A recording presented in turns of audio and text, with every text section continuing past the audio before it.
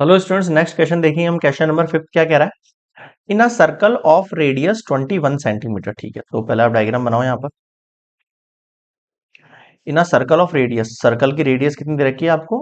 21 दे रखी है। Okay, 21, 21। An arc subtended by an angle, an arc subtended an angle of 60 degree. ठीक है, तो यहाँ एंगल कितना है आपके पास? 60 डिग्री है ये। ठीक है, एक मिनट राइट ले लेते हैं। एट द सेंटर, सबसे पहले आपने यहाँ लाइन ड्रॉ करी। ठीक है, ये आपको पता है, ये आपके पास जो रेडियस आ रही है यहाँ से, ये 90 डिग्री पर स्टेबल होती है। और यहाँ पर जो सेंटर है, जो उसका एंगल है, उसको इक्वली डिवाइड करती हुई आती है। समझ में आया कुछ? हाँ सर।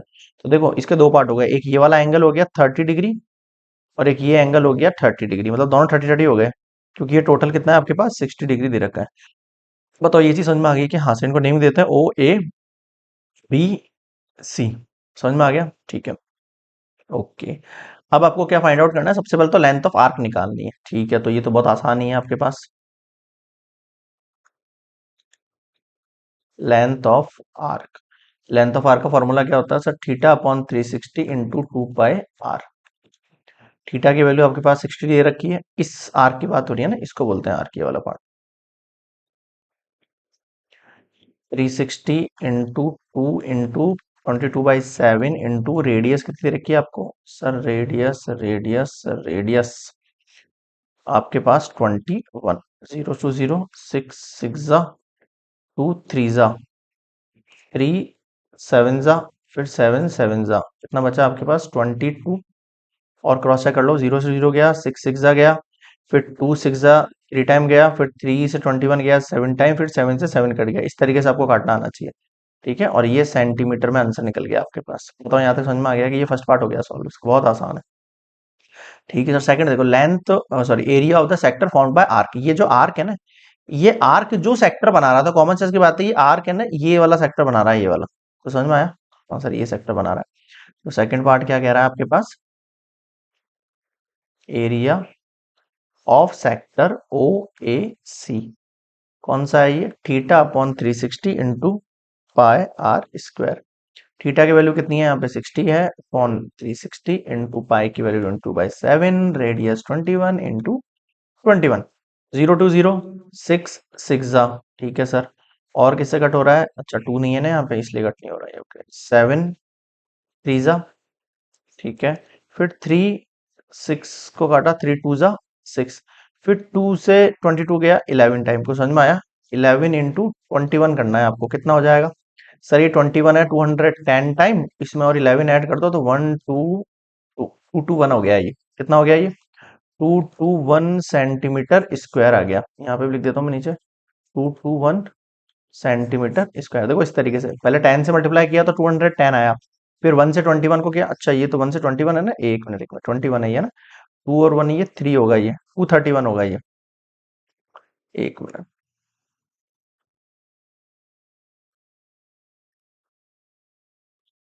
31 होगा ये। समझ में आ गया ना? 1 से मल्टीप्लाई किया, 21 है वो नीचे वाला। क्लियर हो गया यहाँ तक? हाँ सर, ये यहाँ तक समझ में आ गया हमें। ये आपके पास एरिया ऑफ सेक्टर आ गया। अब अगला देखो, अब अगले के लिए मुझे इस डायग्राम को वापस लेना पड़ेगा क्या? ये तो आएगा ही नहीं है वो। चलो पीछे बनाते हैं वापस से। हाँ भाई, अब देखो थर्ड वाला केस देखो आप इसका। एरिया ऑफ सेगमेंट, जैसे ये मेरा डायग्राम है। ठीक है, क्या बोल रहा है? Area of segment formed by the corresponding chord. ये जो कॉर्ड है, ये जिस सेगमेंट को बना रही है, वो वाला सेगमेंट आपको फाइंड आउट करना है। समझ में आया? आंसर आ गया। अब ये निकालने के लिए आपको क्या करना पड़ेगा? इस सेक्टर में से, इस सेक्टर में से इस ट्राइंगल को लेस करना पड़ेगा। पड़ेगा नहीं पड़ेगा? हाँ सर। अब देखो, ये ओ था, ये ए था, ये यहां से लाइन खींची थी हमने, ये बी था, ये सी था। मेरी बात सुनो, अगर ये 30 डिग्री है और ये भी 30 डिग्री है, क्योंकि टोटल 60 था, ये परपेंडिकुलर होती है। आपको पता है, ये आपने क्लास 9th में पढ़ा होगा मेरे हिसाब से। ठीक है, ये देखो, ये 30 डिग्री हो गई, ये 90 हो गई। तो आपको क्या पता है सर? हमें पता है कि जो आपका ओ ए है equals to, in triangle O A C कर रहे हैं अपन ये सब कार्रवाई, ओ ए इक्वल्स टू ओ सी है। क्यों? क्योंकि ये रेडियाई है सर। ठीक है सर, ये दोनों साइड हो गई, तो इसका मतलब एंगल ओ ए सी जो है वो इक्वल होगा ओ सी ए के। दोनों इक्वल होंगे एंगल? हाँ सर, इक्वल होंगे, बिल्कुल इक्वल होंगे। अब आपको क्या पता है? सर टोटल एंगल कितना होता है ट्राइंगल का? 180 होता है, बिल्कुल। तो हम कह सकते हैं angle A O C plus angle O A C plus angle O C A equals to 180, बिल्कुल। Reason angle sum property, sum property. यहां तक समझ में आया? हाँ सर, आ गया। देखो क्या कहा मैंने, ये 60 है, ये और ये दोनों एंगल सेम है, इसका रीजन मैंने रेडियन लिख के बता दिया है आपको, ठीक है। तो एंगल जो ए ओ सी है इसका वैल्यू तो 360 है। ये दोनों सेम है दोनों आपस में, ठीक है। तो मैं इनकी जगह किसी एक को रिप्लेस कर सकता हूँ, बिल्कुल। O A C equals to 180, two angle O A C हो जाएगा इक्वल्स टू 180 माइनस 60, यानी कि 120। यानी कि एंगल ओ ए सी कितना आएगा आपके पास? 60 आ जाएगा, इसका हाफ हो जाएगा ना, उसे इसको डिवाइड कर दिया मैंने ऐसे। आया समझ में? हाँ सर। और अगर ये आपके पास 60 है तो आपके पास angle O A C equal angle O C ए, दोनों आपके पास कितने आ गए भैया? 60 डिग्री आ गए। आगे नहीं आ गए? बिल्कुल आ गए। इसका मतलब जो ट्राइंगल ओ ए सी है ना, वो क्या है? Is a equilateral triangle. बताओ समझ में आया क्या? हाँ सर, तीनों एंगल 60 60 हो गए, बिल्कुल सर। तो इसका अब एरिया ऑफ ट्राइंगल निकालना आसान है, बिल्कुल।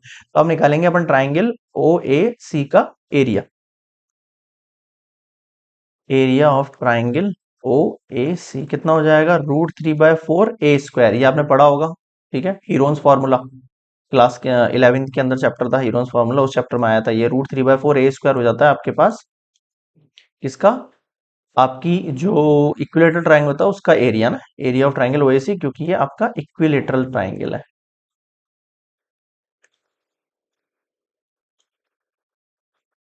ठीक है सर, ये भी समझ में आ गया। अब मेरी बात सुनो, ए का मतलब है साइड, साइड कितनी है? 21 का स्क्वायर। तो इसको आप चाहो तो कट कर सकते हो, बाकी चाहो तो मल्टीप्लाई ही कर लेना। आया समझ में? हाँ सर। तो ये कितना हो जाएगा? 21 का स्क्वायर कितना हो जाता है आपके पास? 441 √3/4 सेंटीमीटर में है ना, सेंटीमीटर। बताओ यहाँ तक समझ में आया क्या? हाँ सर, आ गया। यहाँ तक किसी को कोई भी डाउट है तो बताओ। क्लियर है यहाँ तक? ओके। अब आपको सिंपली क्या करना है, अब आपको सिंपली एरिया ऑफ सेगमेंट के अंदर, जैसे कि मैंने आपको बताया, डायग्राम देखो पीछे स्लाइड पर आओ। स्लाइड पर देखो आप, आपको एरिया ऑफ सेगमेंट निकालना है। क्या निकालना है? Area of segment. तो सेगमेंट कौन सा है? नीचे वाला पार्ट है। इस नीचे वाले पार्ट निकालने के लिए सेक्टर में से आपको ट्राइंगल माइनस करना पड़ेगा। समझ में आया? ऐसे समझो इसको, आपको इस पूरे में से इस ट्राइंगल को माइनस करना है, तो ये सेगमेंट बच जाएगा ना। थर्ड पार्ट लिख रहा हूं मैं, एरिया ऑफ सेगमेंट। ठीक है, सेगमेंट में कौन सा? माइनर सेगमेंट है ये। क्या करना पड़ेगा आपको? Area of minor sector O A B minus area of triangle O A B. तो देखो माइनर सेक्टर, इस माइनर सेक्टर का अपन ने पहले सेक्टर निकाला था। आ जाओ पीछे, देखो ये वाला सेक्टर ओ ए सी है ना, ये अपने पहले फाइंड किया था, 231 आया था ये आपके पास, ठीक है। आ जाओ पीछे। तो यहाँ तो अपन 231 रख देते हैं पहले से। और एरिया ऑफ ट्राइंगल अभी इक्विलेटर अभी आपने निकाला 441 √3/4। अब मुझे बताओ क्या समझ में नहीं आया? आ गया समझ में? हाँ सर, इसमें से आप कॉमन ले सकते हो। 231 अपने पास कैसा आया था देखो, मैं बताता हूँ पीछे आपको। सर 231 आया था 11 × 21 करके। तो इसकी जगह मैं 11 × 21 फिर से लिख सकता हूँ। और 441 आया था आपके पास 21 × 21 करने से। आया था नहीं आया था? बिल्कुल सर। इन दोनों में से कॉमन क्या आएगा? इन दोनों में से 21 कॉमन आ जाएगा, 21 कॉमन आ जाएगा। यहाँ बचेगा 11 आपके पास, यहाँ बचेगा आपके पास 21 √3/4 लाइक दैट। ऐसा 21 इधर से निकल गया, 11 बचा, 21 इधर से चला गया, 21। एलसीएम लिया आपने, कितना आएगा? 21 ब्रैकेट, अब 4 से इसको करेंगे तो 44 minus 21 √3 divide by 4 centimetre square. तो फाइनली आपके पास आंसर आ चुका है क्या? आप ये भी लिख सकते हो डायरेक्टली, ठीक है। और आपको कॉमन लेके लिखना है तो आप इस तरीके से लिखेंगे 21 bracket 44 minus 21 √3 divide by 4 centimetre square. बताओ समझ में आया क्या? हाँ सर, आ गया। तो कोई दिक्कत वाली चीज नहीं है इसके अंदर, आप जो है सिंपली इसको कर सकते हो। क्लियर हो गया? ओके, तो ये कंप्लीट हो गया थर्ड पार्ट। तो मेरे हिसाब से तीनों पार्ट अच्छे से क्लियर होंगे, और फिर भी कोई डाउट हो कमेंट सेक्शन में बताना। वीडियो पसंद है तो लाइक शेयर सब्सक्राइब जरूर से। मिलता है नेक्स्ट वीडियो में, तब तक के लिए गुड बाय।